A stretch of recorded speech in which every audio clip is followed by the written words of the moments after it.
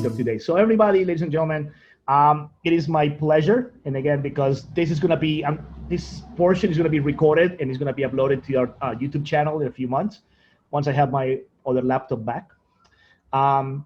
It is my honor and my pleasure to introduce a very good friend, great colleague, brilliant scholar, incredible advocate, an amazing human being. I'm going to stop there because because otherwise I'm going to spend another half an hour just because I'm going to run out of adjectives. So, in Dr. Tracy Flores. Dr. Flores, she's a professor at the University of Texas at Austin, and I particularly invited Dr. Flores today because she has a very interesting project that she has been running for, how long has it been? This has actually been going, I've been working with families and like young people in writing since I was classroom teacher. Okay. But this current work, I would say, is about 3-4 years now. Mm-hmm. Yeah, and it's a project she has, it's called Somos Escritoras. So it's a project that highlights the voices of Latinas and also celebrates, and that's a part that I found incredibly beautiful. She celebrates the work of very strong Latina scholars in academia. But also working with Latinas in the comunidad. So, as I said, I've been keeping a close look at Tracy's work over the past few months since we've known each other. I've been in absolute awe of her work. And I decided, well, just to end the research class, I always like to have guests. And for this class, I always like to focus on the act of doing research vis-a-vis the act of writing, because that's the part where when you're and probably you can hear the background, somebody, one of the street vendors that passes the neighborhood, that just become the norm during the pandemic. So that's gonna be very picturesque when people watch the video. So I like to bring people who have experience in the act of doing writing to share ideas with a group of very young researchers. I mean, they're very novice. I mean, for many of them, this is their first foray into writing a proposal, their first foray into writing like something of this level, of this magnitude. And of course they have questions, and of course they struggle, but they struggle with many things like approaching the writing and even approaching those roadblocks that we always have as writers. Yeah. Mm-hmm.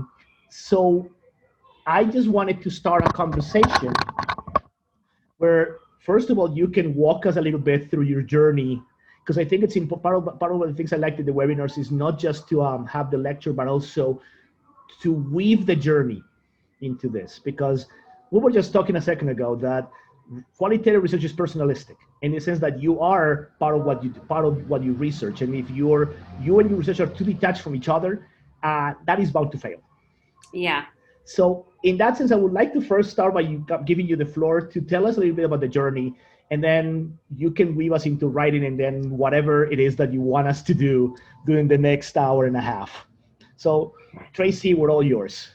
Yeah, so first of all, I want to thank you so much, Dr. Mota, for inviting me to come and speak with you and your students about something that's very important to me, writing.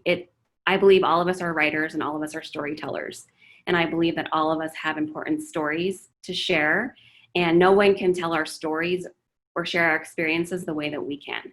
And each of you has a very unique set of experiences that only you can share in your own voice from your own point of view.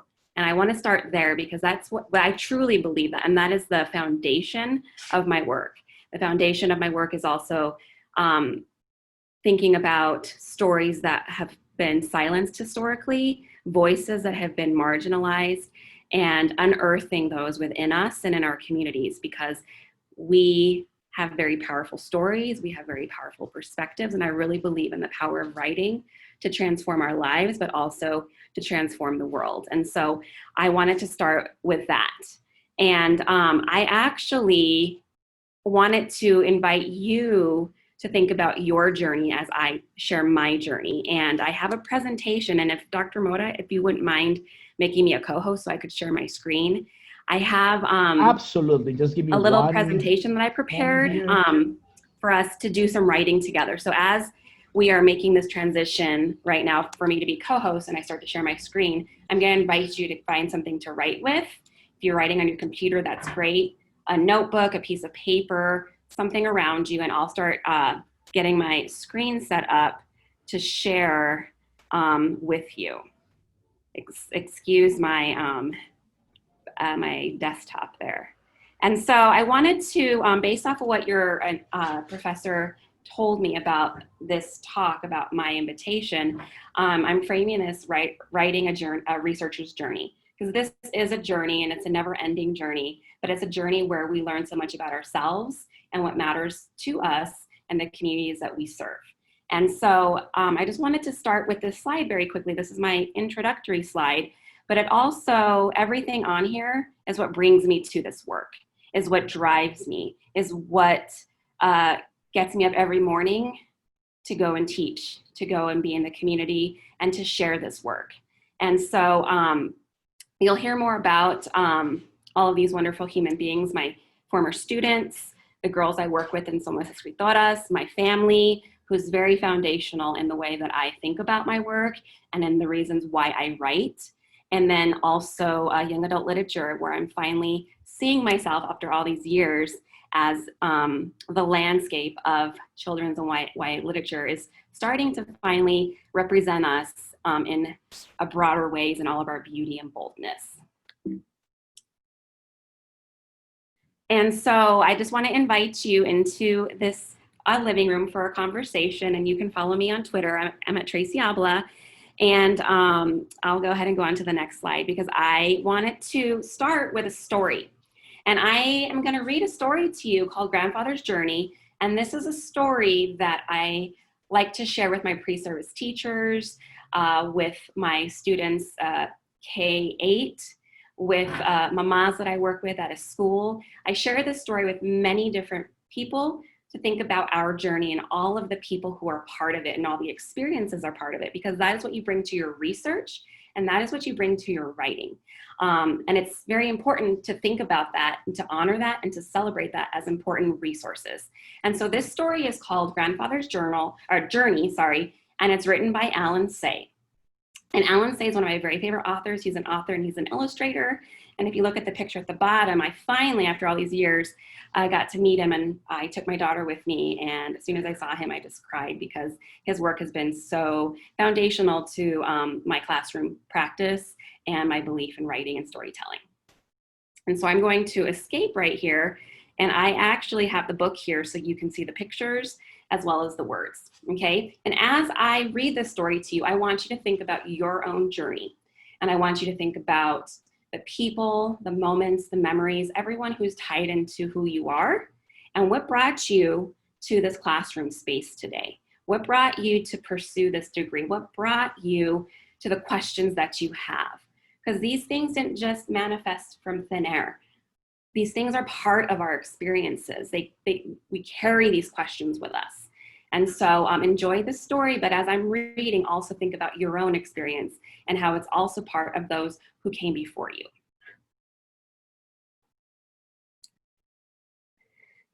My grandfather was a young man when he left his home in Japan and went to see the New World.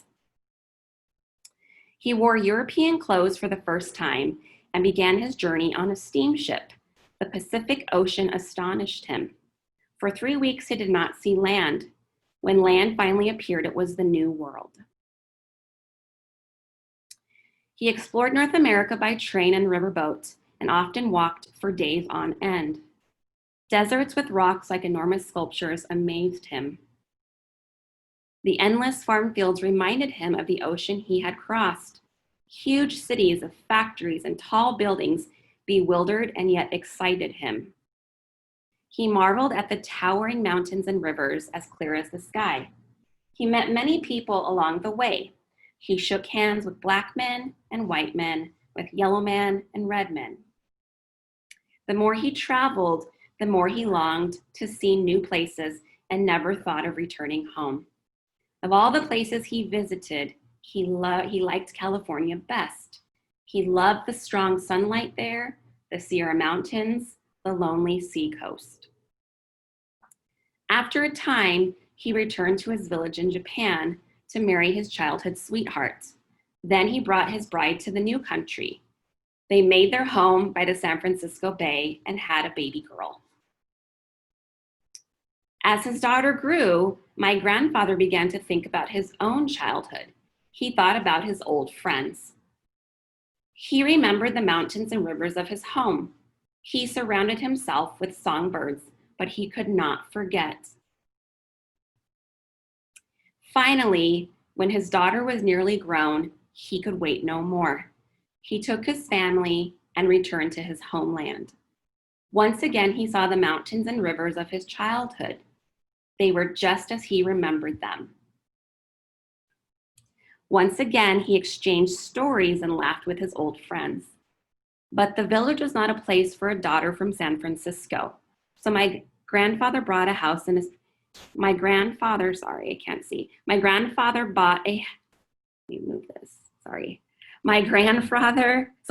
bought a house in a large city nearby. There, the young woman fell in love, married, and sometime later I was born. When I was a small boy, my favorite weekends was a visit to my grandfather's house. He told me many stories about California. He raised warblers and silver rays, but he could not forget the mountains and rivers of California. So he planned a trip. But a war began, bombs fell from the sky and scattered our lives like leaves in a storm. When the war ended, there was nothing left of the city and of the house where my grandparents had lived. So they returned to the village where they had been children, but my grandfather never kept another songbird. The last time I saw him, my grandfather said that he longed to see California one more time. He never did.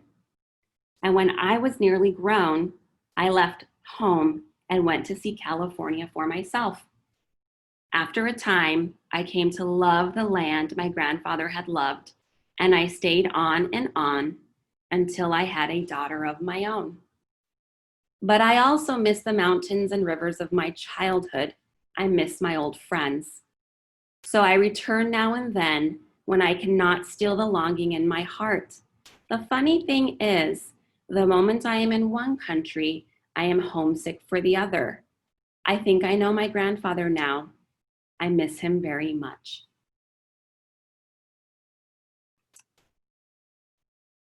And so I invite you to think about your journey. What has brought you here today to this Zoom conversation, to this class, to pursue this work? What events and people have led you to be here today? And I'll share mine briefly and then give you some time to write and draw or however you would like to create. And so this is my journey. I was born and raised in Phoenix, Arizona, and my mom grew up in the 50s, and she grew up here in northern Arizona in a town called Holbrook. And when she was growing up, she used to get spanked for speaking Spanish on the playground.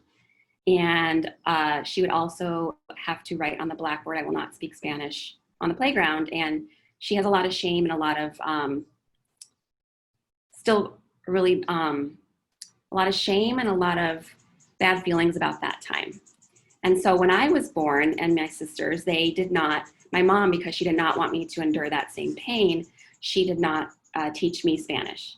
It was around my house, but we didn't speak it a lot. And so I have grown up trying to reclaim my language and have very differently been made to feel like I'm not proud, or people misjudge me and treat me as if I am a traitor to my ethnicity.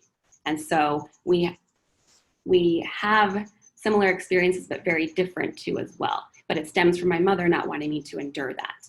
So then in 2000, when I was getting my teaching degree, I was going to be an ESL teacher, and I was in a bilingual program. They passed laws to get rid of bilingual education here in Arizona, Prop 203.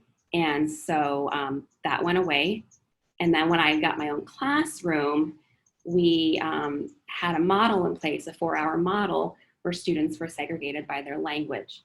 And so I saw a lot of what happened to my mother, not the spanking or anything like that, but just this erasure of language, erasure of identity happening because of these laws. And as I was teaching in these spaces, I worked to try to counter that and to help be an advocate for my students and advocate alongside their parents. And then I continued to teach, and that led me to get my doctorate at ASU, and I graduated in 2013 with a degree in English education, where I continued to study language rights and policies and thinking about how to create inclusive classrooms where stories were at the center and language is viewed as a resource. And then after I graduated, I got a job at UT Austin, where all of these experiences kind of manifested into this job where I was working with pre-service teachers to think about how to create writing classrooms. So I teach pre-service teachers how to be writing teachers. I also teach a community literacies course where I work with parents and thinking about the importance and value of parents in the classroom and how to build relationships. And so all of these moments have led me to this current moment of my job at UT, the work I do in Somos Escritoras, advocating for stories, our stories, and writing that empowers and centers identity, language, and culture. And all of these moments are part of my journey from the institution to my new position now. And I carry all of that with me. And so I'm going to give you a little bit of time to think about your journey. And this made sense for me, and then I wrote it out. But however you would like to think about your journey in pictures and words, I'm going to invite you to do that right now. And I'll set my timer for just a few minutes. Is that okay, Dr. Mora? Oh, yeah, absolutely. Okay. I just want to make sure my timing's okay. And just go, certainly, that's just Raul. Okay. What on earth are you doing? No, but actually, I really wanted to add that I really appreciate the introduction in this particular journey. And I was looking at this, and then I was actually thinking of that coconut, and I'm like, oh my God, that's harsh. Yes. I heard the Oreo, one, Mm-hmm. and I kind of remember there is one we use here in Colombia, like at least in my hometown Medellin, there is something we call people watermelons, but that's like associated to football teams. Oh, okay. So it's like kind of like you like one team, the team that wears green, but on the inside you root for the one that dresses in red. But and we use that like sandia. We call, but just mostly for football fans. So it's nothing let's say as harsh as calling someone a coconut. And we don't need to go over the the meaning of that, because it's quite it's beside the point. And so on this reclaiming of language, like, I've had experiences where I'm trying to speak Spanish, I'm practicing, I'm feeling more confident, and then I'll get shut down again. Yeah. So it's this constant negotiation. Yeah, and I think it's important. When you talk about I guess I'm just doing this so to give the students time to write, but I think it's important and to think about the journey. Like when I teach this is the second half of the research cycle. So I teach research 1. And research 2. Two seminars in the master's program. And one of the assignments that we have in class is actually kind of start thinking about the question of who are you? I don't talk about the journey, although now that I heard this, I may change the assignment for next year's course and make it moderate more about around this. But I always like to answer like them to think about the question, who are you? Yes. Which is sometimes when you ask in a research class the question of who are you, they look at you like, oh, are you okay? Is something wrong with you? They kind of start looking at, what kind of hallucinogens I had before I entered the class or something like that. But I always point out that the question, who are you, is essential. In the act of doing research, in the sense of who are you guides so many of the choices we make as researchers. And I think in the sense of the journey itself, and I think especially because many of these folks are going to be doing their research in classrooms or analyzing classroom stuff. For those who might not go into field work, they're still going to be looking at classroom situations or the classroom as a scenario. So it's important to know how we got there. Even the question of how we got here in the first place. Yeah, and like honest, every time I think about the work I do, it always goes back to these experiences and to the stories of my students, the challenges and the struggles, but also the triumphs and the successes. And then thinking about the classrooms that I wish my mother had, that she didn't have to endure that. That's what I think about when I'm preparing my pre-service teachers. And in SOMOS, thinking about the silencing that happens in schools that I saw that my mother endured, and then thinking about how powerful it would have been if she had a space like Somos, and how it is our duty to create these spaces alongside our students. And so it's always so interconnected. Yeah, absolutely. And I think, yeah, and the more I think about it, it's like we need to reflect on this and we need to make it um, help. I think we need to help researchers understand that the journey is an essential part of the research decisions, that sometimes we go too deep in the technical. Oh yeah, you have to write a statement of the problem. You have to write a question. You have to write a purpose. And yeah, but what's behind it? What is falling through the Yes. cracks that we're not paying attention to? And that is one thing on the dissertation committees that I've sat on, working with my students. I want to see you in this work. Where are you situated in here? You start talking about yourself in page 20. I want to hear about you up front, because I want to know why this matters. Like, I know why it matters, but weave yourself in there. Like, even the question of why you're doing this. Even the question. Yes. I remember you talking about dissertation. I mean, I go back and reminisce on my own, and like one of the questions, like my former advisor, she was already moving to Arizona, and I was switching advisors for my dissertation, and then she only asked me one question, but the question was, why are you doing this? And that was the only question she asked in the entire defense. Why are you doing this? And I really had to stop and like, okay, I was like, can I think about this for 1 second? Because I was like, she just totally caught me out of, I mean, that was out of left field. And I'm like, okay, let me just think about this and give you, and then thank heavens I recorded the answer. And I recorded the whole defense, so I had the answer. So when I finished my explanation, she said, and what you said should be in the statement of the problem. Yeah. That's what she ended like, yeah, what you just said, that should go into the dissertation. That's the most important. Like, that helps me see this, your journey. Right, yeah, and the question of why we're doing this, why, even the question of why, and we had this conversation in the first semester, why are you in grad school? Why are you doing this master's for? Why are you doing this to yourself? Because it's a lot of work. Why are you subjecting yourself to 3 hours? Do you like pain? Well, you're taking a class with me, so I mean, I feel like anyone who takes a class with me is a glutton for punishment, but that's a different story for a different day. But yeah, why are you doing this? And and again, even in the journey, it's what's beyond getting the degree, because the degree by itself, and I think as we have done these journeys, the degree by itself doesn't mean anything. Yeah.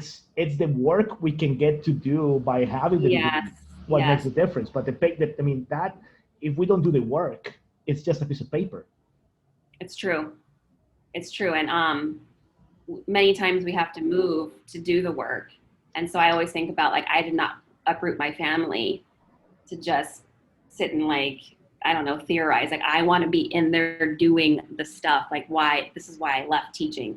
This is why I'm here, because I want to be with families and kids and really thinking about these things alongside them. Mm-hmm. Yeah, totally. And I think it's important, and I really think it's important for young researchers to hear this, hear that there is a journey behind, that there are stories behind the choices we make, and that validating those choices and validating those stories is an essential ingredient to doing research and to doing our kind of research. That it's not about me detaching myself from my work. Mm-hmm. It's me be understanding that my work is that so much that I make decisions about my work, that in that decisions are related to the data and the participants, but that I'm still part of this, that I'm not detached from this, that I'm not a third person singular. Absolutely. Some lawyer out here. I'm not a passive voice sentence in the middle of the methodology section, but I'm a person who's making decisions and who's living the research endeavor. Absolutely. I think we had a lot of conversation. I think we have this. Let's see if our students came up with some ideas. That's what I was going to ask. Would anyone like to share? I'm ready. I want to hear your story. No, I was I just wanted to have this conversation. Just part of it because I think it's important to have it, but also I was also stalling. It's a little bit of both. So if anyone would like to share some of their journey, what brought you here, what this book, what this conversation is sparking for you right now. And just, you can write things on the chat or just open the microphone. Just use the raise hand option and we'll make room, we'll open the microphone for you.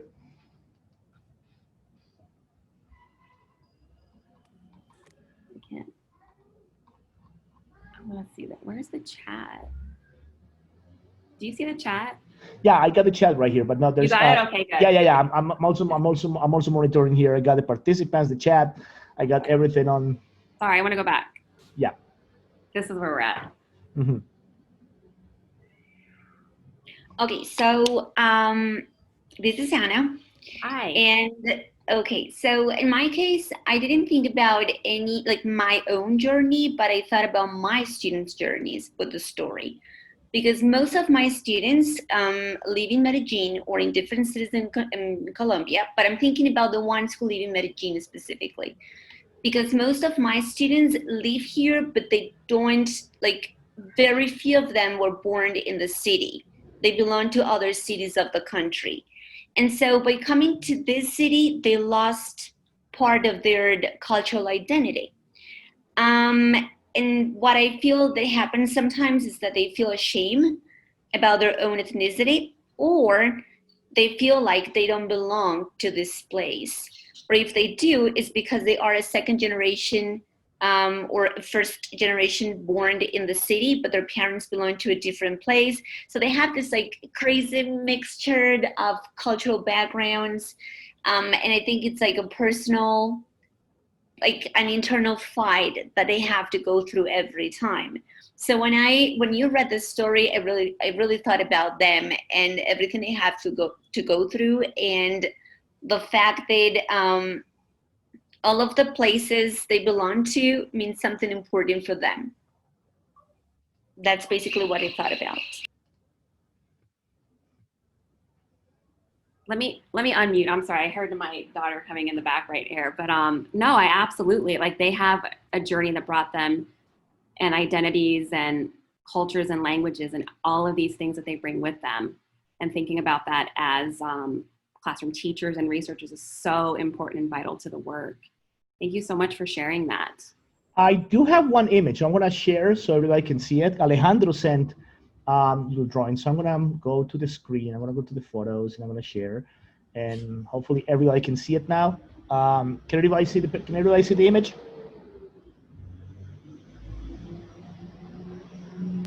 Yes, we can see it. Okay. Yeah. Yeah. So Alejandro just shared this, and he talks about his story. And Alejandro, you wanna tell us a little bit about this? Sure. So. First of all, hello, good afternoon. Hey, did you go to SCC? Yes, for a cultural program they have there. I went there too. That's awesome. That's so Go awesome. Sorry. I won't interrupt your story. I'm going to mute myself. All right, sorry, no, don't worry. So basically I think I want to start my story when I was in high school, because I was very like sensitive towards like social issues, and I really wanted to understand like where it came from. So I even run several times like for like the school council, things like that. But because I really wanted to do something. So that led me initially to study architecture, thinking that education was the way, but not necessarily in the school. I wanted to do like something that would have like a bigger impact. So thinking architecture through urban studies and the impact of like creating public spaces as an educating society. I realized that architecture school was not really about that, or if you wanted to do that, that would be something that you have to do, like really in a graduate program. So I switched majors and I studied history, still trying to understand who I am and why our society is the way it is, mostly thinking about long term. So trying to answer my own questions rather than like finding solutions. Because something that I kind of understood while in that program was that there are no really like big changes in history in a smaller scale context. Everything happens like in a long term. So long term struggles tend to carry through different stages of our history as a society, not necessarily as individuals. Um, that I was really unsettled by that realization, and that's when I had two experiences in the U.S. One when I was finishing my program, my high school program, and that was a summer camp at UCSD from people from Latin America. So it was more about environment and science, which back in high school was still one of my big concerns. And then I had another experience in 2013, I believe, yeah, at UCSD, sorry, at SCC, sorry. And that program was a cultural-based program with people from all over the world, brought there by the U.S. Department of State, and that also like helped me bring more like a human face to the questions that I was already asking myself. We also had like a really nice experience in that program with storytelling, which like one of our professors and our mentors works for like company that they devote themselves to storytelling and empowering people through storytelling. So all of that brought me back to Colombia. And when I came back to Colombia, I decided like, I really want to teach. I really think that that's something I can do and that it can make an impact. Maybe not something that I can see now, but something that is bigger than me. And I actually thought first about teaching in like in a social studies setting, but I found myself teaching English. And that opportunity actually helped me realize that I have like a broader spectrum of things that I can cover in the English classroom, which is not limited by anything, because basically it's about language, it's about communication, it's about understanding, it's about creating bridges with other religions, with other languages, with other cultures. So when I realized that, like, okay, so I'm here, I haven't prepared myself to be a language teacher, so I need to be responsible towards that decision. So that's when I decided to start the master's program. And after all the mixing I've done with my like formal education and different experiences that I have lived, I am still not sure what I'm going to do with my research, but I still come back to storytelling. So that's why I was very happily surprised by your presentation today, and I'm really curious what you're going to say next about how you have been managing it as a research question for you. Thank you so much for sharing your journey. I appreciate you sharing the way your questions have led you in these different directions, but it always comes back to connecting. And you said something I wrote down, following your questions, looking to answer those, but not necessarily looking for solutions. So you have these questions that you keep coming back to. keep coming back to, and how can I, bring people together, thinking about public spaces, but architecture wasn't really that avenue. And now you're teaching, you're looking at language and culture and storytelling, and how what you did right now is just told us a beautiful story about your journey. And as researchers, I believe that storytelling is central to our work, telling the story of the questions that we're asking, and what we found out, and what the people that we work alongside are sharing with us.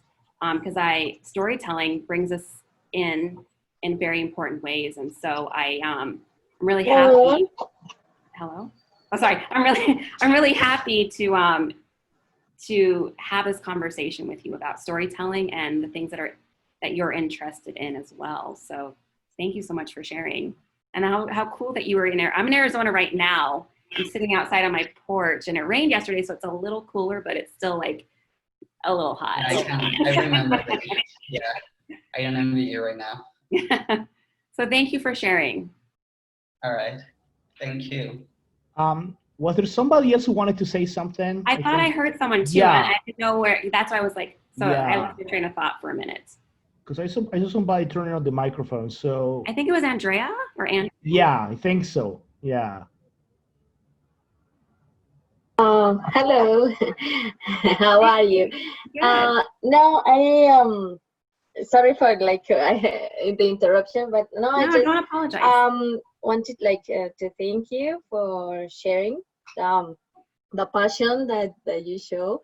The only thing that I am concerned about my research is that I am not clear on the topic. I am looking at an academic topic, and I see that you share with us a different way of research. Then how do you think that I can get into that way of seeing the research? So what are you interested in? What are you interested in? Well, no, I was thinking about virtual courses and the oral speaking within those virtual courses, but I am I see that comparing to the topic you show us is too academic, or it's not to feel your soul, those things. So I am just wondering how to get into the similar point, that because in that way I think that is more enjoyable. I don't know if I am wrong on that. Like thinking about how you locate yourself in your work. Is that what you're saying? Yeah. How you come to the work and how you locate yourself in the work. Yeah. And what brings you to it. Yes.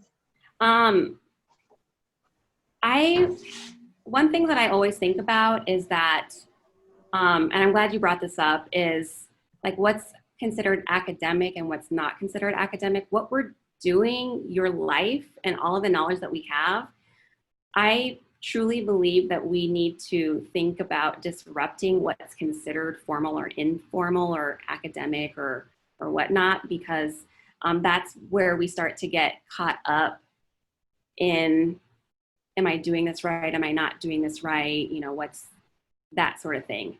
And so I really want to challenge you to really think about how you can bring yourself in and write yourself into your work and give yourself permission to do that. And I've had experiences in the past where, people are like, oh, you're just storytelling, you're this and that. But that's what research is. We're storytelling. We're telling the stories of what we did, the context in which it happened, the participants that we work alongside, what we found. And so I want to challenge you to give yourself that permission. And I know it's easier said than done. And I know there are certain expectations, but also finding mentors who can support you in that journey, who can support you in writing in the ways that work for you and to push against some of these structures.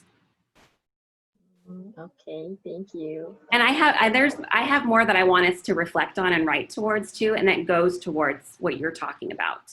Okay, thank you. Kathy. Yeah, Go ahead, Catherine raised her hand. Yeah. No, Catherine raised her hand. I Oh, just wanted okay. to point that out. Yeah, go ahead. Kathy? Yes, hi. Hi. I just wanted to say that I really loved your grandfather's journey story, because I think I can really relate to this story. I was born in Canada, but I'm from Colombian parents.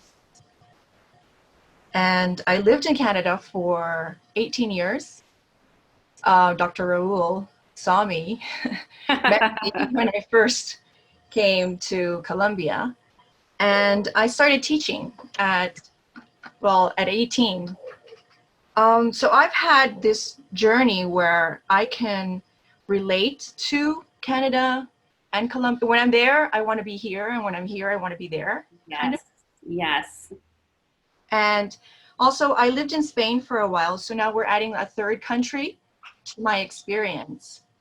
And there are a lot of things that I miss from Spain as well, because I lived there for 10 years. So it's kind of like, I wanted to add this. I think every place that you live in is a story that you tell. And going back to what you said, that storytelling is essential to our work. I do believe that. And my research is based on read alouds for children. Mm-hmm. Because I do believe that through stories, we learn as well, right? As well as writing. But my students are really, really young. This year I have first graders and second graders. Last year I had fifth graders, so they can write. But the students that I have now are just learning to read. So that's why I do the reading for them, kind Mm-hmm. of, right?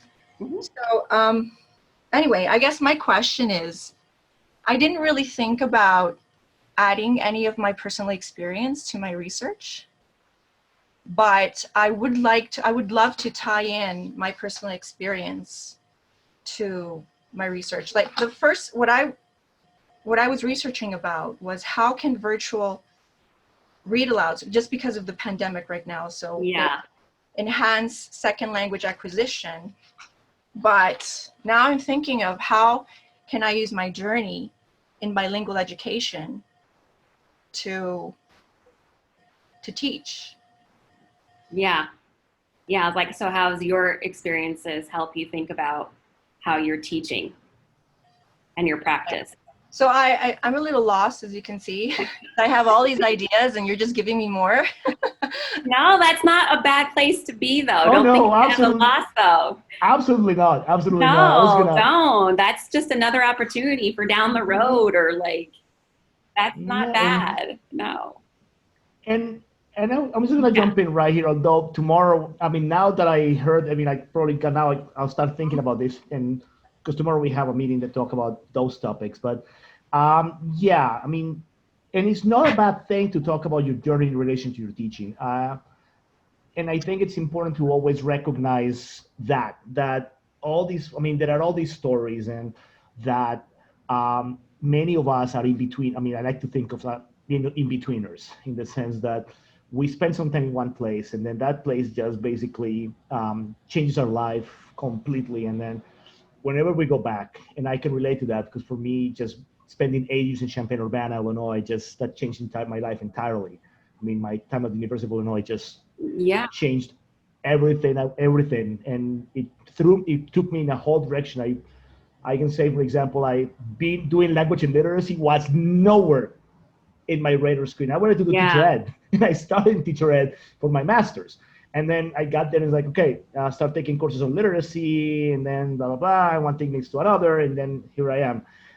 So even recognizing that in relation to how you deal with your teaching, it's not a bad topic. And especially these days that a lot of like people have really taken ethnographic research more seriously, and they're giving it they're giving it the place where it belongs. That is not just an exercise of self-contemplation or just a glorified exercise in navel gazing. No, Yep. that it's actually a very legitimate topic, that talking about yourself in relation to your practice. And then there is ethnography, and then it's, of course, self-study, teacher education practices. That's a different methodology. But even in that sense, in qualitative research, we are saying, yeah, you can study yourself in relation to your journey and in relation to your practice and in relation to the people you work with. So even going in that direction is not far-fetched. It's not a bad idea.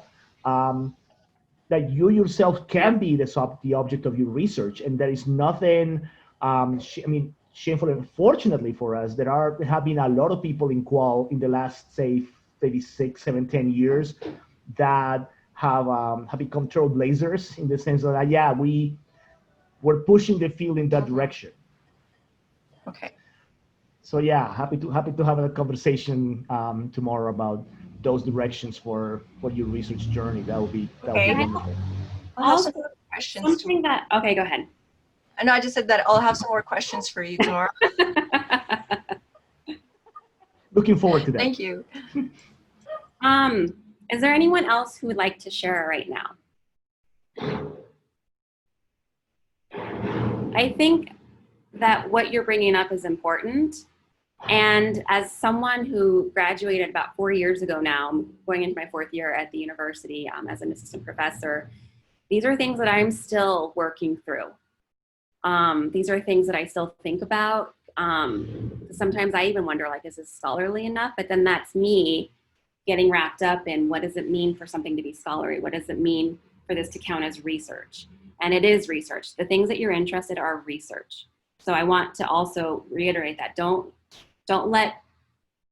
second guess yourself on the things that matter to you or the things that you want to research. And it took me a while in my journey as I was getting my doctorate to recognize that my experiences at home and in my community were also important knowledges and resources that I carried with me. And so I want to also have that conversation with you as well as you think about your journey and you think about your as you continue to step into your role as a researcher. And so I am going to share my screen again, and I wanted to do another little quick write for you right now and ask you, like, what theories do you draw upon as, this is teacher writing, but what theories do you draw upon when you think about your work, the questions that you have, the work that you do? So in other words, how do you know what you know? How do you know what you know? And I just don't question yourself right now, just write. What theories do you draw upon? How do you know what you know? And I'll give you a couple minutes to kind of sketch some ideas without apology. Write down, just flow your ideas. You know, just as you were asking that question, and again, to give them time to write, just something just came to my mind. And it's one of the chapters from We Want to Do More Than Survive by Bettina Love. I imagine you have read the book. And it's the chapter where she talks about theory. I think it's chapter 4. I have to look at the book. And Bettina, first of all, big shout out if you watch this. We love you. Second, if I got the chapter wrong, I apologize. But the point is, that is the one chapter where she talks about theory, and she weaves, and she talks about all the theories that influence her work, but the way she weaves it with her personal experience it's incredible. And I think that because that's what we need to do with theoretical frameworks. We need to stop thinking of them as things that are external to our work or to ourselves or our work. They're not add-ons. They're not just something you add on to your study. No, that's something that should weave within the problem. And whichever theories you choose, it's perfectly okay. It's your scholarly right. And I think that's also important to point out for the young scholars who will be watching this video at some point. You as a scholar, you have the right to choose the theories you want. And you have the right to play with the theories however you want. That it's something that you're like, oh no, because it's a theory by so-and-so. No, read it carefully, but then play with it. as a scholar, is one of your scholarly rights is to play with theory, and it's to reinvent theory, and it's to move it out. Otherwise, how do we take the field forward if we don't play with theory? But I think it's important to point out, first of all, not to be afraid to do that, and second, that my theoretical choices, my theoretical constructs are also related to those topics I'm interested in. They're related to those ideas I want to talk about. Sorry. Don't worry about it. And I think that's important to bring it up. So, like, in the sense of what authors I choose, what schools of thought I choose, and how those actually, when you start kind of like, let's say, enumerating them, that will tell you a lot, or that should tell you a lot about the kind of scholar you are, and the kind of how you see yourself as a scholar, how you see yourself as a teacher, how you see yourself as an advocate, because I think theory should also lead to advocacy. Yeah. So let's see. I like that. I mean, that's a very good question. What theories drop on in general, that's important. Any thoughts? Anyone like to share?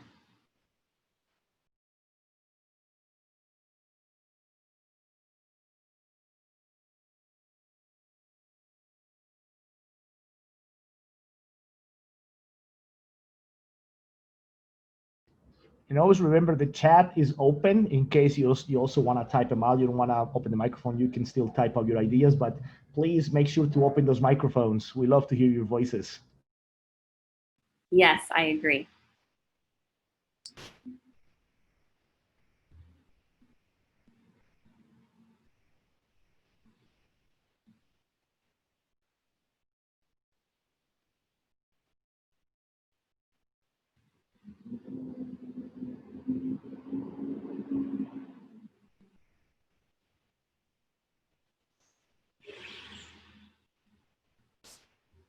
So as I give you some more time to think about this and to keep writing or sharing in the chat, I wanted to share a little bit more about my journey as a researcher and thinking about the theories that I draw from and how I know what I know. Because we don't come to this work as blank slates. We don't come to this work, to our questions, with no knowledge. There's experiences, there's a journey, there's theories that we draw from all aspects of our lives to help us think about our questions and to help us think about our work and to help us continue to ask questions. And so some of the places that I draw from is my family. I draw from the stories, the consejos, the silent stories of my Nana Josie and her family. And I draw also from her spiritual knowledge, her healing ways, the remedios that she passed on to me and passed on to my mother, that she's also passed on to me and that I'm now passing on to my daughter. Ways to heal without, I guess, quote unquote, traditional medicine, through herbs and salves and stuff like that. I also think about my parents and their journeys through school, how they raised me, the stories that they shared with me, and the way that they always taught me to believe in myself and my voice and my stories. And they were the first people who really pushed me to believe that I was a writer and that I had something important to say and that I could do anything that I wanted. And then at the bottom right, the stories of my students, their stories, the questions that they asked me. That was the year that I taught 6th grade in the bottom right hand, my last year in the classroom. And I had a group of really strong girls in there, really smart and brilliant, who were going through changes in their bodies and their lives, and thought I was a safe person to talk to and wanted to talk about, like, their periods and boys. And at that moment I was like, well, what if we, had a space for girls to come together and like write about things and write alongside their parents. And so that was where that work that has evolved into the all-girls space came from, thinking about the space that they were craving by coming into conversations with each other and with me, and that I wish I had when I was a 6th, 7th grader, my body was changing and then there were things happening, and I wish I could talk to my mother or have other people to share my perspectives and experiences. And that's where Somos kind of birthed from, the work of Somos Escritoras. And then in all of this work, my daughter Milagros, and thinking about the schools I want her to have. So this is how I theorize my work, from my family, my students, my community, the girls I worked with in 6th grade, that I'm theorizing chicas fuertes now. What does it mean to be a strong girl? What does it mean to raise a strong girl? And so this is part of my theorizing right here. Thinking about silences, thinking about marginalized stories. I think about those of my family, thinking about they all didn't have the opportunity to go to school because of different, family obligations and, racism and poverty, but they made sure that I would have that opportunity, that I could sit here and have this conversation with you. And so this is a big part of how I theorize my work. And I just want to jump in because I love as you were talking, I really like this idea about that when we think about theory and we think about the theoretical choices, it's not simply the choices I make about me, but me in relation to others. And sometimes I choose certain theoretical frameworks, not because I am me, but because my students are they. And I bring this because I think it was 2 years ago, we had a discussion at LRA, and that one of the presenters said that apparently she got chastised when she was presenting her dissertation because she was using Latcrit, Latinx critical theory, in her dissertation, and the chair says, but you're not Latina, why are you using Latcrit? But I'm like, okay, that's just, for me, it was like, okay, that makes absolutely no sense. She's telling me that her students are Latinos, Latinas, and that's why you use it. I say my own work. I don't read about feminist theory because, no, I read about feminist theory and read about queer theory because I have students who are female, I have students who are gays and lesbian, trans, and I may have students who are transgender, and I want to be able to advocate for them, and I want to be able to reach out to them and the best practice. So sometimes we make choices for theoretical constructs, not because of who we are. I was thinking of there's a one line in one of the Batman was, I think, The Dark Knight Rises, where Batman says, I don't wear the mask for me. I wear the mask to keep those around me safe. So in that same sense, Batman says that. In the same sense, I don't theorize for me. Some of the theorization I do is for me as a person, as a teacher, but some of them it's the theorization that helps me reach out to students or reach out to my mentees or reach out to my students in the research class. So that's also an important consideration when you build the conceptual frameworks, that it's in that sense of the comunidad. And you're all about that, the comunidad that we're part of. Yeah. No, and I think it's important to really, just to go back into the question that Andrea was bringing about what it means to be academic, or this is academic enough. And no, it's academic because we're doing it. Yeah. It's academic because you're an academic and you're doing it. That's why it's academic. It's beyond the discourse and it's beyond the code. It's the reasons we do the work. And I think it's important as you think about the construction of those theoretical frameworks, or those conceptual frameworks for your research, frame it around how those frameworks help you develop stronger practice, how they help you develop stronger relations with your students, relations with the communities you're working on. As you said, I love the part when you said, I needed to create this space because I wish I had that kind of mentoring when I was that age. And I think that's part of the reason we sometimes do the work. So the generations that are coming right behind us don't have to jump through the hoops we did, but they can actually, now they have to find they have to have their own hoops to jump through, but not necessarily these same hoops, because then that's just social reproduction. I love about Batman and the Mask. That was perfect. Like that, yeah. No, like that should be the title of a class. I love that. Well, let's talk about that when this is over. I love that. No, and I appreciate you saying about thinking about who the questions we're asking and who we're working with and alongside, what frameworks are helping us to think about these questions and where the work is going. Absolutely. So, does anybody have any thoughts you wanna share them with us? Well, folks, you don't be shy. I've heard you. You're very bright. Don't be shy. Hello. Hi, Eliana. Hi. Hey. I have to confess that when you first ask, how do you know what you know? I was thinking in the theory, and I was like, no, I don't know. That's what I'm here. My background is in multimedia. I studied communications, but when I was thinking about my journey, um, in my journey, I didn't have the opportunity to have like bilingual education when I was a children, just like at public school and everything, just normal. In high school, no, I was at university when I got the chance to study English. And some years ago, I saved some money. I was trying to go to the United States to go to an EFL course, like an immersion program, and I couldn't go. I couldn't enter the United States. I have the visa, I have the permissions, everything. But since I traveled with my husband, we had the profile of the people who stayed in the United States.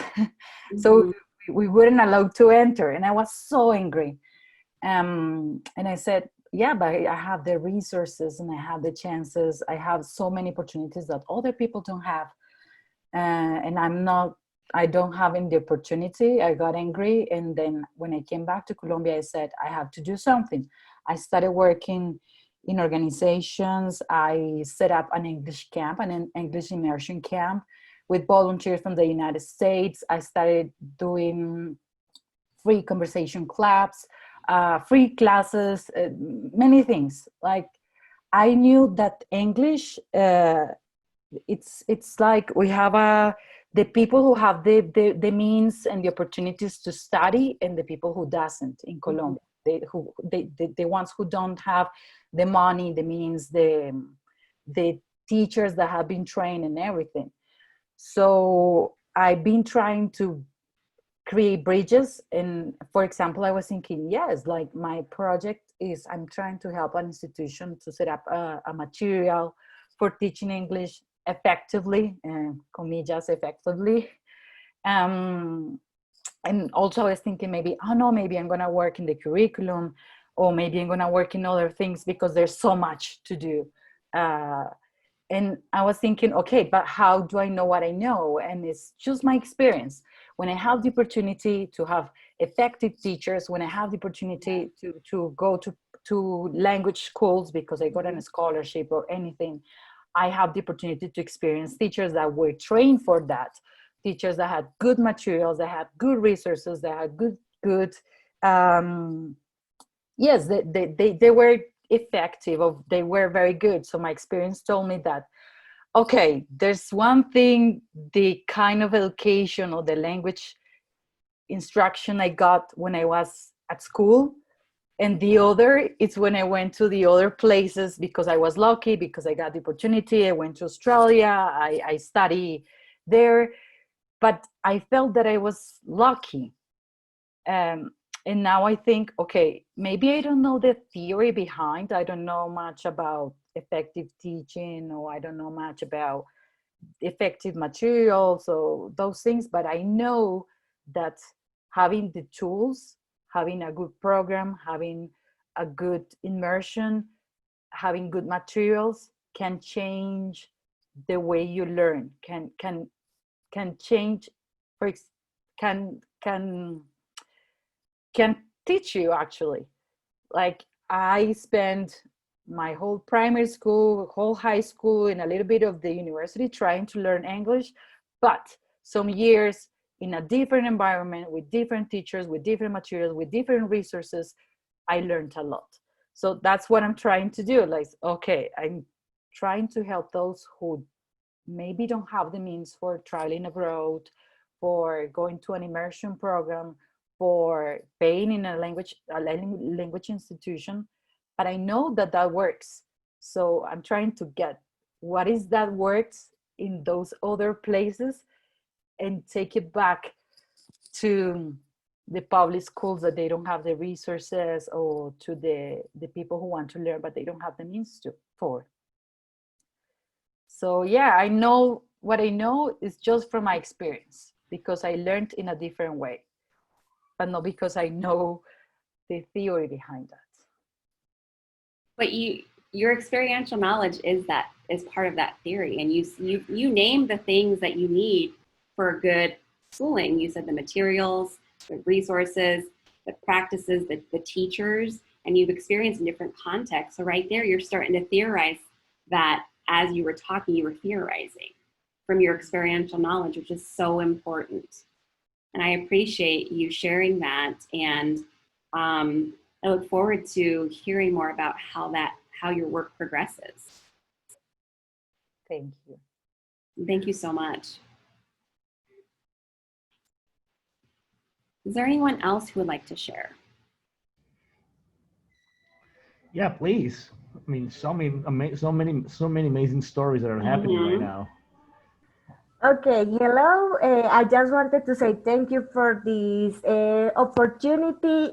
For now, I am just in the second semester of my master's degree, and I am thinking about doing my research project about culturally relevant pedagogy and storytelling. So, like, this space is really important for me because I am seeing how you have developed your journey as a researcher, but also as a Latina, and you have taught us about the marginalized groups, racism, and all of those things that are related with culturally responsive pedagogy.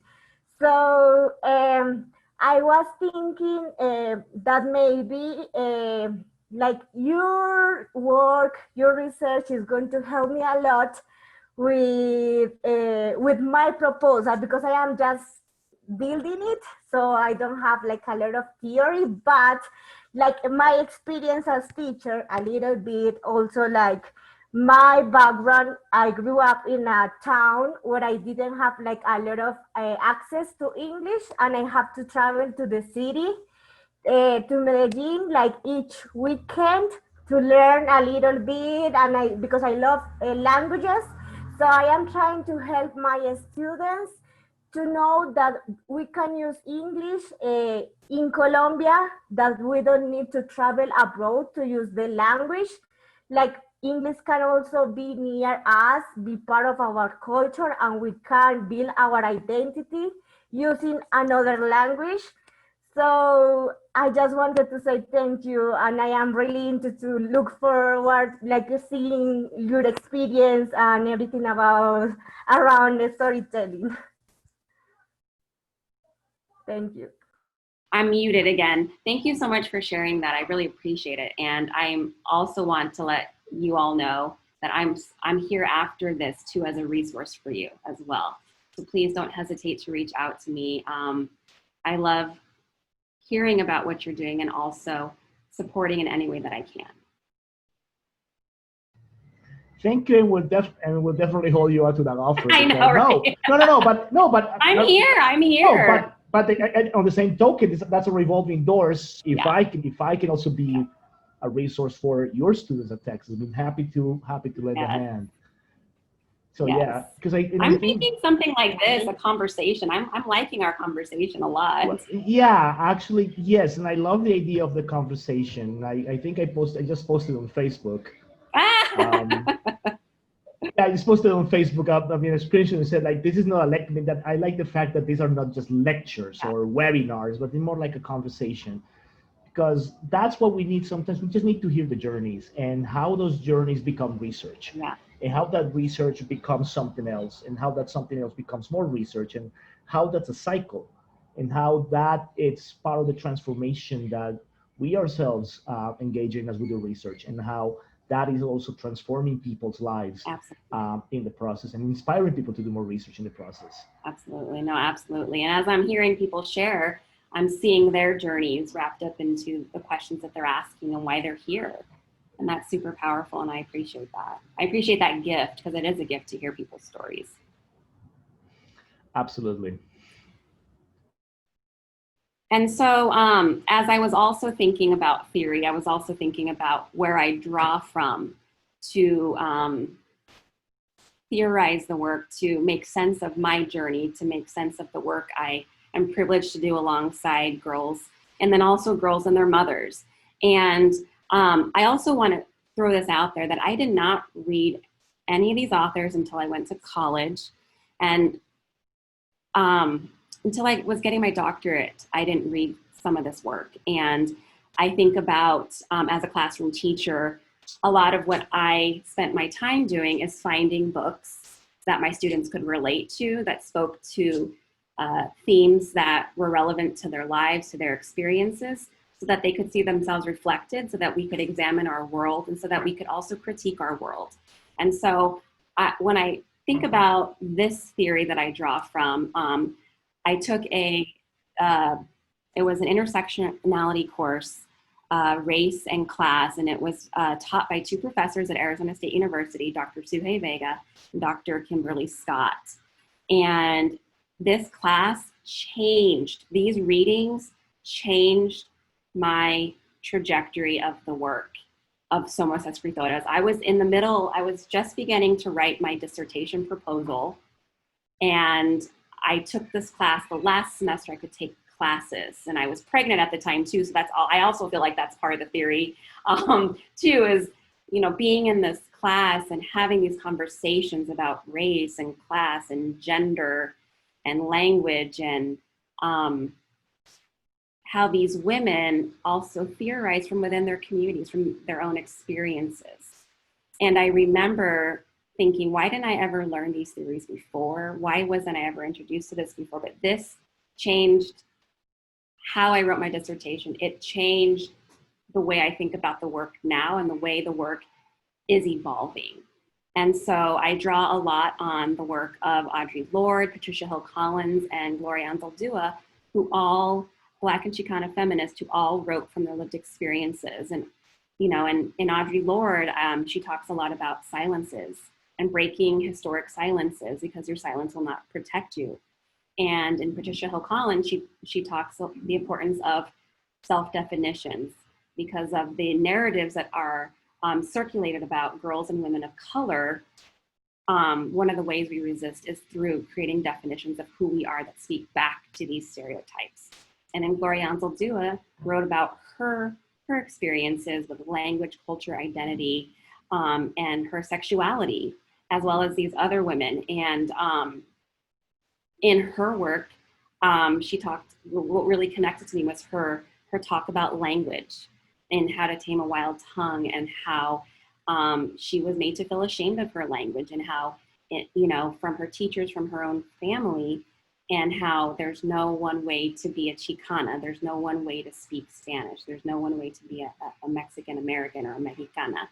And so all of these women's theorizations of language, culture, identity, sexuality are all wrapped into the ways that I think about the work with the girls. And I'm thinking about, again, had I had these theories to think about as I was teaching sixth grade, and these girls were talking to me about their lives, and then in thinking about my own classroom practice, how different that would be. But I don't beat myself up over it. But I know that these theories are there for us to think about and to theorize, but we can also continue to find new theories, and theories also, I believe, come to us when we need them, or we create theories if the ones are not speaking to us as well. And so I wanted to share this with you as part of my journey, and this class that, you know, I thought I was writing my proposal, and this changed everything. So I know, I forget exactly who said, like, now I have more questions. Well, then this brought me down another path. And so I didn't think about it as a bad thing. I thought about it as a blessing and an opportunity, and something that continues to shape the way that I'm seeing the work, but also seeing myself in relation to the work. And is there anyone who would like to share? Any thoughts, any comments?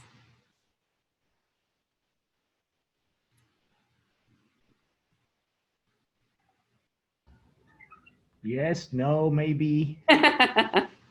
And that's cool. I know it's Friday as well. I appreciate the opportunity to be here on a Friday with you. And so I wanted to leave you with one last consejo from Gloria Anzaldúa about writing and about how she comes to writing and about why she writes. And so she says, by writing, I put order in the world. Give it a handle so I can grasp it. I write because life does not appease my appetites and hunger. I write to record what others erase when I speak, to rewrite the stories others have miswritten about me, about you, to become more intimate with myself and you, to discover myself, to preserve myself, to make myself, to achieve self-autonomy, to dispel the myths that I am a mad prophet or a poor suffering soul, to convince myself that I am worthy and that what I have to say is not a pile of shit, to show that I can and that I will write, never mind their admonitions to the contrary. And I will write about the unmentionable, never mind the outraged gasp of the censor and the audience. Finally, I write because I am scared of writing, but I am more scared of not writing.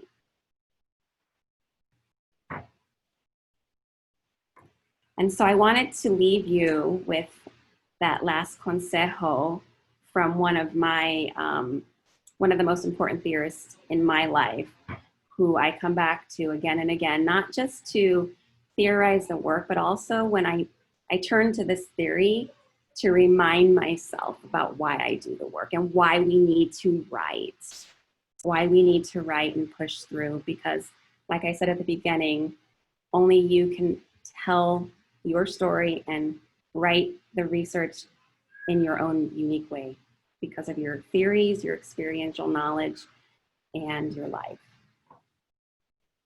Well, I was just thinking as I was listening to you reading the consejo, and I was like, that last sentence is powerful.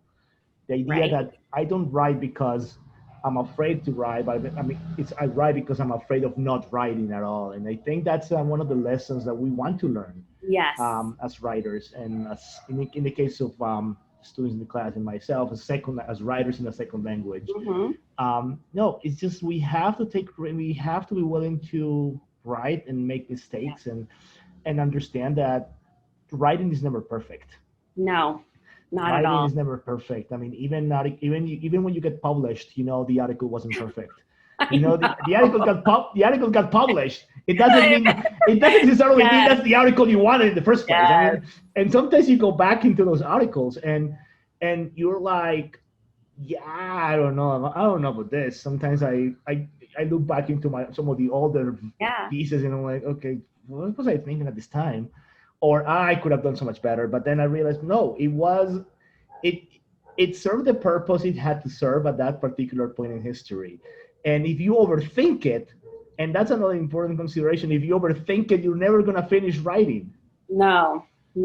Like you got to let it go and let it go into the world. And I always think this has good bones. They'll see it and they'll give me revisions, hopefully. But this leads me to a question I want to ask you, because I mean, it's important for them. Because again, when you're a student, you're always really scared of sending stuff for revision, and you always want to send your advisor a good draft. Yes. How did you? Because I mean, I can imagine you had that same thing. Like, I want to send a really solid draft to my advisor, as opposed to sending a draft. How did you get yourself out of that particular rut where you want to get the perfect draft, so you never end up sending anything because it's not perfect?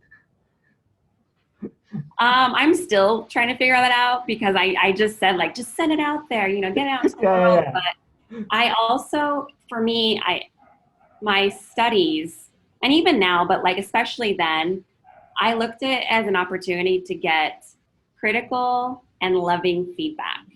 So the professors I had around me, I knew that it wasn't going to be about like, oh, Tracy, this is so horrible, but it was going to be critical and loving in a way that would move me forward, help me think about things that I hadn't thought about before, because writing can also be very solitary. And we get into our heads and we think like, oh, like I know what I'm saying, like they're gonna get it. But by having someone else read it, you're able to have it read back to you with new eyes from different experiences as well. And so think about the instructors that you trust, your mentors that you're working with, that you can give it to them knowing that it's not about ripping you apart.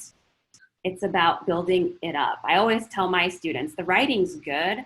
I'm here to talk to you to help it get even better. And so thinking about that too. But if you do have someone who's ripping it up, then think about maybe finding different people to mentor you, because that's not productive either. And I've had that happen, and that's not productive. That's them dealing with their own crap, that they think like, oh, I went through that, so I'm going to haze this person that way. That's not what this should be about. And that's not what I'm about. Never. And I know that there are some people who operate that way, and that's not what this is about. This is about, I want the schools and education and things to be better, so I want you to be the best writer, and so I'm going to help you the best that I can. Yeah, and I think, yeah, that's a really good point, and I think it's essential.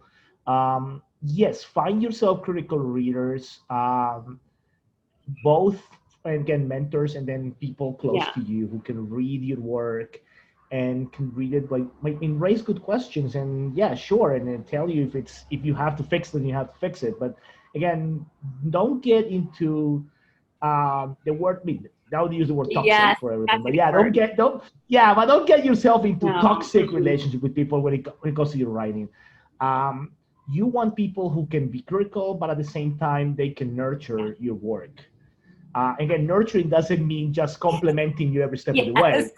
It means being pushy when you have to be pushy, but at the same time be understanding when there's the need to be understanding. And again, because I think that's really fundamental when it comes to the act of writing. But I think the most important thing, I don't know what you think about this, Tracy, it's lose the fear of writing. In the sense that, start writing and put things on paper, and then take risks. And I think I think in a way that's what Somos Escritoras is about. It's about taking risks and about. Oh, can I share a little bit, just briefly? Okay. Please, oh my God! But of course, that's part of the whole point. I had the website up, but I'll pull it up again. But to Profe Mora's point about losing the fear, get your work out there. Get your work out there. A mentor of mine told me, Tracy, get your work out there, give it wings, and people will see the goodness in it. And so I want to give you that advice. Get your work out there, give it wings. And what's really helped me become a better writer is the feedback I've gotten from sending it out and having it peer reviewed and getting feedback from other people who do similar work. And just real quick, I promise it'll be super quick.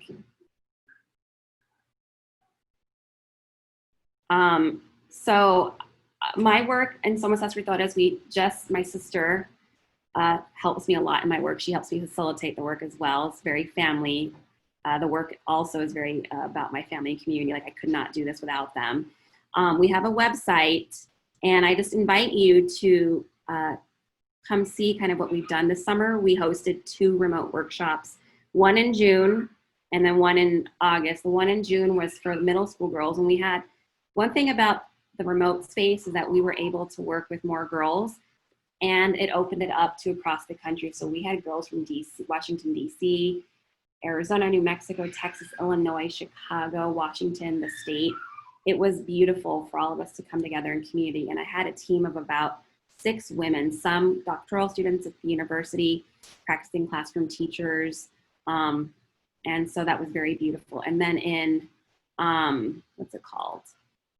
in August, we hosted a program for mothers and daughters, and it was mothers working alongside their middle school and high school age daughters to write and share stories. So the intergenerational exchange of stories and histories. And we had 6 pairs of mothers and daughters, so about 12 of us came together for a week. And then at the end, we shared our stories in a remote author celebration. So I just invite you to also take a look, reach out.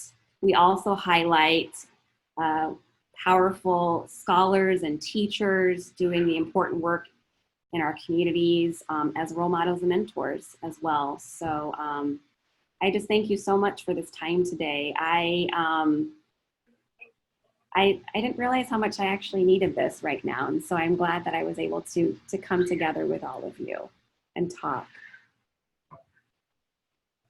Are there any questions, any comments, concerns? Everybody just go for it.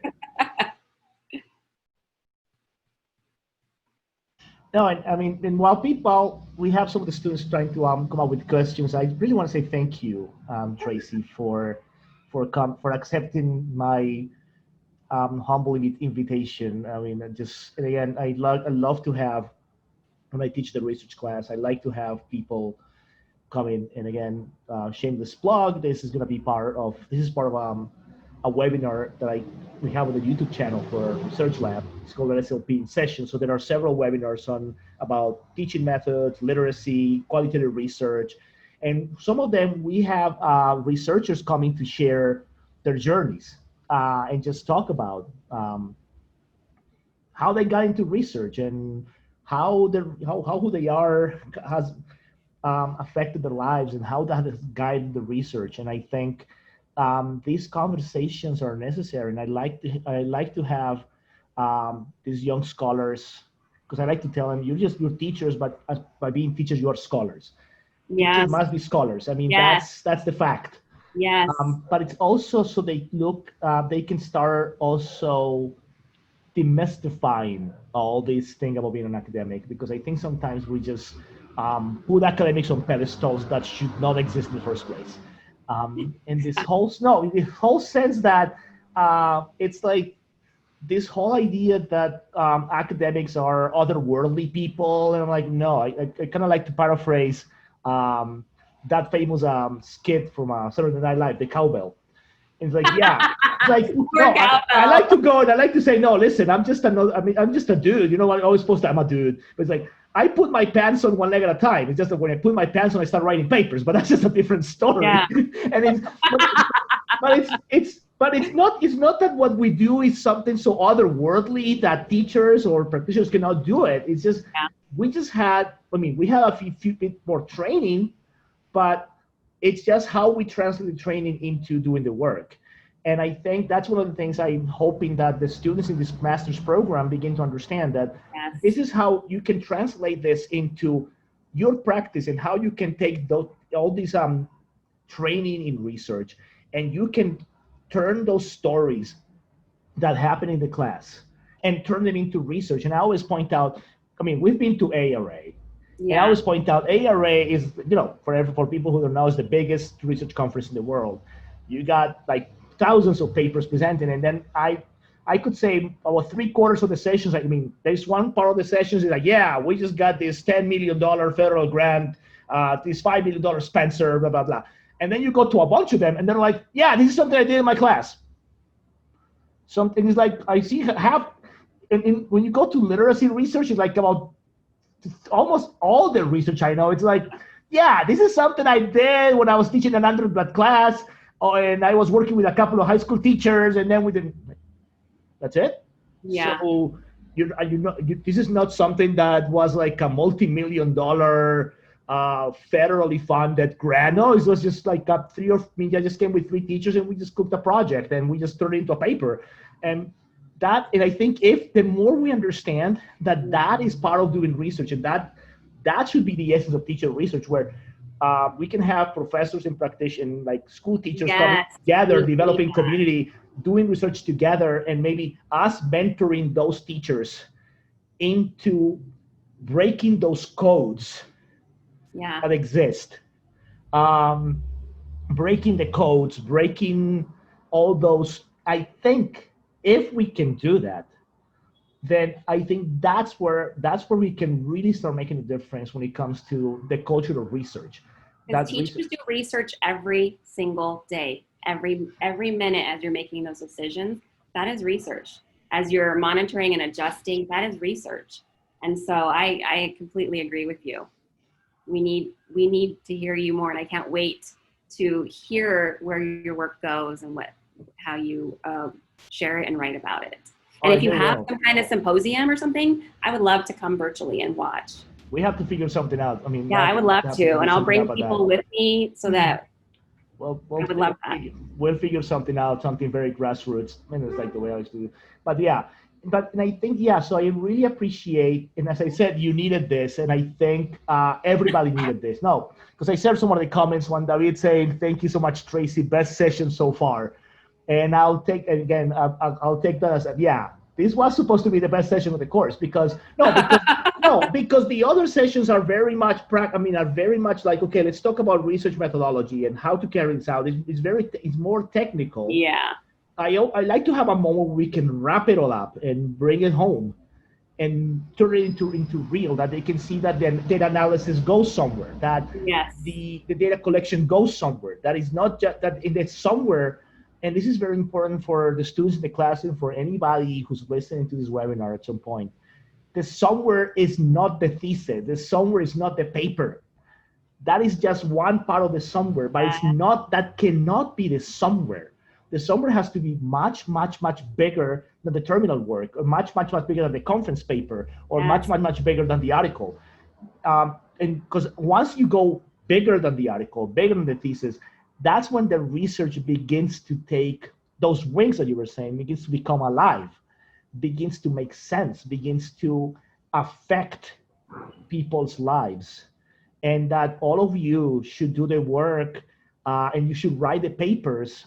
Yes. As I always like to say, not so people can cite you, but so people read you.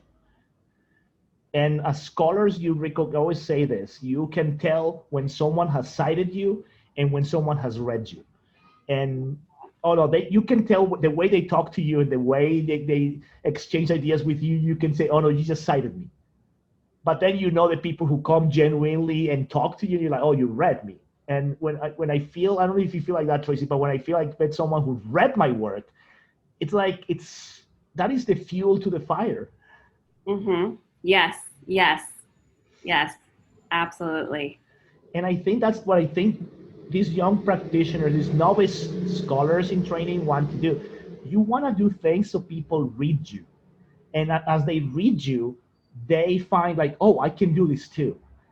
I can, that as you listen to Tracy today and you start listening to her journey and her ideas, you can say, oh, maybe I can do something like this. And if that conversation we had with Tracy sparked ideas, then that was the whole point.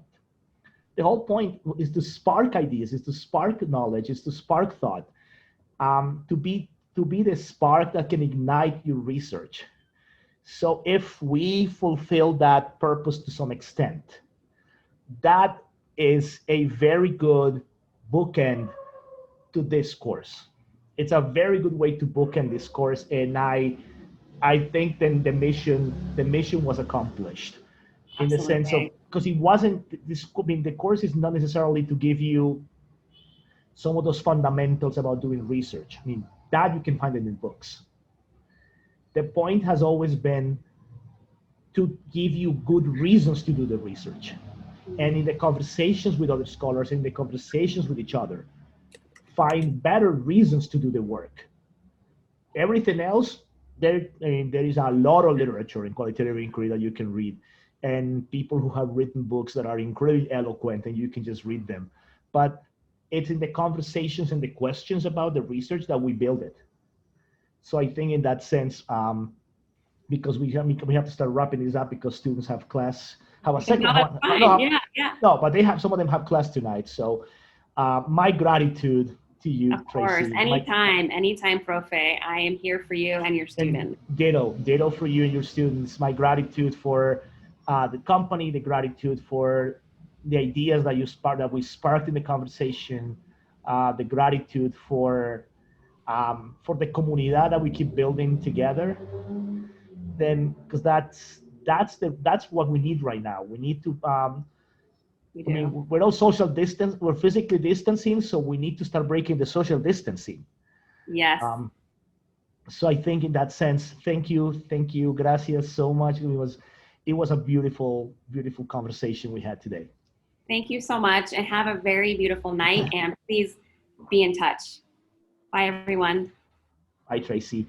And for everyone, thank you. Thank you for everything. Thank you for joining us today. And everybody have a very good night.